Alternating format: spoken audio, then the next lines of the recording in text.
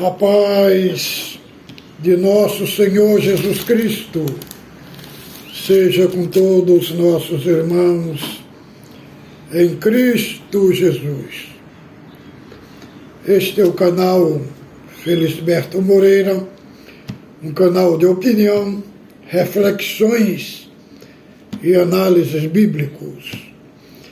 Fiquei uns dias sem gravar, porque tive que ir numa missão aí para socorrer uma família que estava em aflição e uma cidade estava trazendo muita preocupação para o cooperador.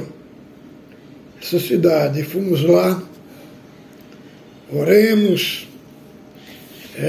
para aquela moça que estava com uma perturbação maligna e diabólica. Então, irmão, oramos e estamos aqui para gravarmos mais um vídeo para o canal. Vamos dar continuidade ao assunto das doutrinas da graça.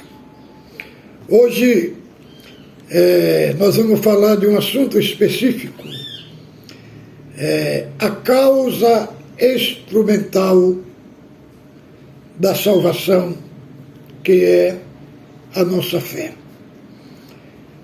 É um assunto extremamente importante entendermos, irmãos, a doutrina da graça, para nós termos uma noção como que a obra da salvação, como que ela acontece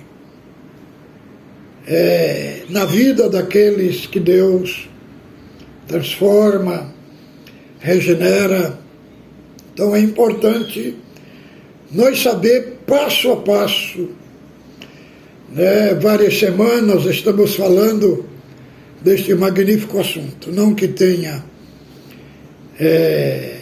que queira esgotar esse assunto. É apenas um aspecto básico da salvação.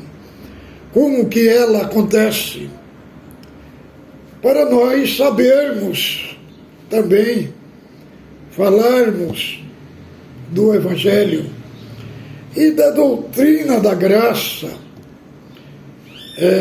para os incrédulos, para aqueles que não tiveram o privilégio de ter um encontro com Cristo. Então é necessário nós sabermos um básico para expor a realidade da salvação. Irmão, passando no nosso canal, não esqueça de inscrever-se, dar o seu like e fazer seus comentários. E você não é inscrito no canal do YouTube, tem me comunicado que 80% de irmãos que assistem os nossos vídeos não são inscritos no canal. Por gentileza, é só clicar aí ao lado, aí em um botãozinho no lado, e você se inscreve no canal, que você escrevendo, você vai ter os nossos vídeos de primeira mão. Assim que nós publicarmos na plataforma do YouTube, o YouTube envia uma notificação para você do novo vídeo desta plataforma digital. Então vamos falar da causa instrumental. Irmão, a salvação, ela não é propriamente pela fé, mas através da fé. Através da fé. Então, a fé é uma causa instrumental. Através da fé, nós nos apropriamos da causa meritória, que é o sacrifício de Cristo, que é a graça. Então, ela faz uma ponte entre nós e faz uma conexão nossa com a cruz de Cristo, com o sacrifício de Cristo. E aí acontece a salvação no sacrifício de Cristo. E hoje vamos falar de dois assuntos, dois apóstolos que abordam sobre a salvação através da fé. O primeiro que aborda é o apóstolo Paulo. Ele aborda na carta aos Romanos, no capítulo 4. E no capítulo 4 ele vai abordar que Abraão foi justificado pela fé. O que Paulo tem em mente aqui é o capítulo 15 de Gênesis, quando Abraão não tinha filhos, né? E ele falou para o Senhor: Senhor, o que tu me has de dar, que ando sem filho? O meu mordomo é o mais velho da minha casa, então o nascido na minha casa será o meu herdeiro. O Senhor falou para Abraão: Abraão, não será de Eliezer o teu herdeiro. O teu herdeiro vai nascer de ti. Olha para o céu, conta as estrelas do céu e conta os grãos da areia que está na praia do mar. Ele assim, e Abraão falou que não tinha como contar. O Senhor falou: assim será a tua descendência, das tuas entranhas vai sair o teu herdeiro. E Deus fez a promessa para ele. Agora, aqui no capítulo 4, Paulo vai abordar esse assunto e ele vai dizer: que pois diremos ter alcançado Abraão, nosso pai, segundo a carne? Porque Abraão foi justificado, porque se Abraão foi justificado por obra, tem de gloriar, mas não diante de Deus. Pois que diz a Escritura: Abraão creu em Deus e isso lhe foi imputado como justiça. Ora, ao que trabalha, o salário não é considerado como favor, e sim como dívida. Mas ao que não trabalha, porém crê naquele que justifica o ímpio, a sua fé é atribuída como justiça. Assim também Davi declara: bem-aventurado o homem a quem Deus atribui justiça, independente das obras. Então, Abraão, aqui Paulo traz todo esse contexto para falar como Abraão foi justificado. Abraão foi justificado não pelas obras, mas pela fé. Aqui Paulo está trazendo o assunto da fé para com Deus, da fé entre o homem e Deus, aonde é que a salvação acontece, no âmbito sobrenatural, em Deus. O homem é salvo pela fé, sem as obras. Como diz lá Paulo, lá em Efésios, capítulo 2, verso do 8 a 10. A salvação é pela graça. Não vem pelas obras para que ninguém se glorie. Fomos feitos, feitura sua, criada em Jesus Cristo, para as boas obras, quais Deus ordenou para que nós andássemos nelas. Então, a salvação é unicamente pela fé. Pela fé somos salvos e Deus prepara as boas obras que são operadas pelo Espírito Santo depois da salvação, para que nós andêssemos nas boas obras que são produzidas pelo Espírito Santo, pela obra da salvação. Agora temos outro texto aqui. Esse texto é um texto que Tiago aborda, capítulo 2, do verso 14. E quando nós lemos esses dois textos, 4 de Romanos e 2 de Tiago, aparentemente, parece que tem uma contradição. Parece que Paulo está falando pela salvação, pela fé, e Tiago está falando pelas obras. Mas não é, irmão. Nem Tiago não está contradizendo Paulo. E nem Paulo, Tiago, apenas eles estão falando desse assunto em ótica diferente. Paulo está falando da ótica do homem para com Deus. E Tiago está falando da ótica do homem para com o homem. Vejamos bem. Aqui, Tiago 2,14. Mas, irmão, qual é o proveito se alguém disser que tem fé, mas não tem obra?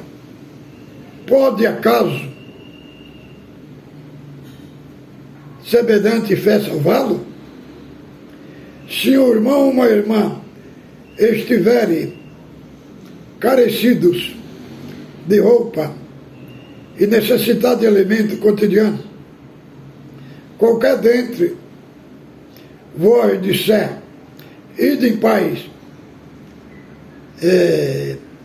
aparecei-vos e fartai-vos, contudo, não lhe dá o necessário para o corpo, qual o proveito disso? Assim também a fé, se não tiver por si só, é morta. Mas alguém dirá, tu tens a fé e eu tenho as obras? Mostra-me a tua fé sem as tuas obras, eu mostrarei a minha obra, a minha fé. Crês tu que Deus é um só? Fazes bem, até os demônios crerem e estremecem. Queres, pois, ficar certo o homem de que a fé sem as obras é inoperante? Não foi por obra Abraão, nosso pai, justificado, quando obedeceu, ofereceu sobre o altar seu filho Isaque? Vede como a fé operava justamente suas obras em efeito. Foi pelas obras que a fé se consumou. E cumpriu-se a Escritura, o qual diz, ora Abraão creu em Deus, isso lhe foi imputado por justiça. Aqui Tiago está falando de Abraão, lá no capítulo 22 de Gênesis, onde Abraão foi justificado depois da sua ação, né? Que ofereceu, foi para oferecer Isaque, e o anjo apareceu e falou, Abraão, não faça mal o menino, porque agora sei que tu temes a Deus. do capítulo 15, Abraão foi justificado sem obras. Mas aqui foi pela obra. Então, irmão, Tiago traz também esse assunto, que a fé sem as obras é morta. Então, Tiago não está contradizendo Paulo, não. Tiago aqui está abordando o assunto depois que a pessoa é salva perante os homens. O crente salvo, automaticamente, se ele não manifestar a boa obra, automaticamente ele está expressando que ele nunca foi salvo. As boas obras não são a causa da salvação. A causa é a fé. As boas obras são evidência de que alguém foi salvo. Então, tanto Paulo como Tiago estão abordando em duas óticas diferentes. Paulo está abordando a ótica da salvação do homem para com Deus. Tiago está abordando também a salvação da ótica do homem para com o homem. Do homem para com Deus, primeiro que vem é a fé. Agora, do homem para o homem, tem que manifestar as boas obras. Então, a causa da salvação não é as boas obras, é a fé. Pela fé, né, a pessoa é a causa instrumental, a pessoa faz uma ponte, o sacrifício de Cristo, com a cruz, e ele é salvo. Então, irmão, o Judas, o apóstolo, ele pega esses dois argumentos de Paulo, que é um argumento da redenção judicial, e o argumento de Tiago.